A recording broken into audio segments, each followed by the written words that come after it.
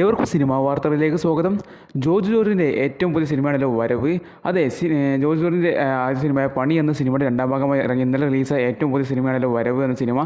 സിനിമയുടെ ആദ്യ കളക്ഷൻ വന്നിരിക്കുകയാണ്. അപ്പോൾ വീഡിയോയിലേക്ക് പോകുന്നതിന് മുമ്പ് നമ്മുടെ ചാനൽ ആദ്യമായിട്ട് കാണണമെങ്കിൽ ഈ വീഡിയോ ലൈക്ക് ചെയ്ത് ചാനൽ സബ്സ്ക്രൈബ് ചെയ്യാൻ മറക്കല്ലേ.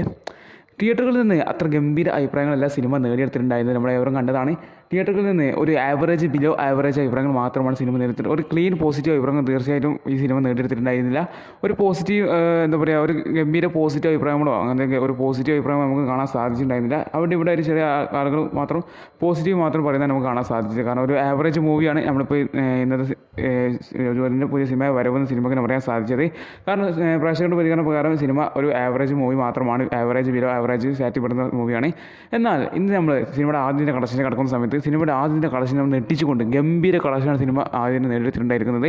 അതെ, സിനിമയുടെ ഇന്നത്തെ എന്താ പറയുക gross collection Kerala tracking collection നോക്കുന്ന സമയത്ത് സിനിമയ്ക്ക് ഇന്ന് 85 ലക്ഷത്തിന് മുകളിലാണ് സിനിമയുടെ ആകെ കേരള ട്രാക്കിംഗ് കളക്ഷൻ. അപ്പോൾ സിനിമയ്ക്ക് ആദ്യം കേരളത്തിൽ നിന്ന് 1,50,00,000 രൂപയുടെ സിനിമ കളക്ഷൻ നേടുന്നത് കാര്യത്തിൽ ഇപ്പോൾ കൺഫേം ആയിരിക്കുകയാണ്.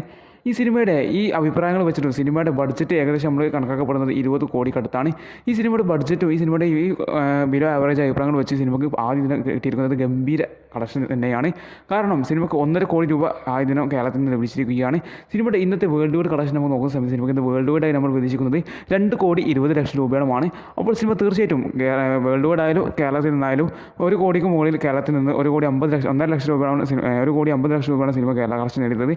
സിനിമയുടെ വേൾഡ് വൈഡ് കളക്ഷൻ 2 കോടി രൂപ കടന്നിരിക്കുകയാണ്.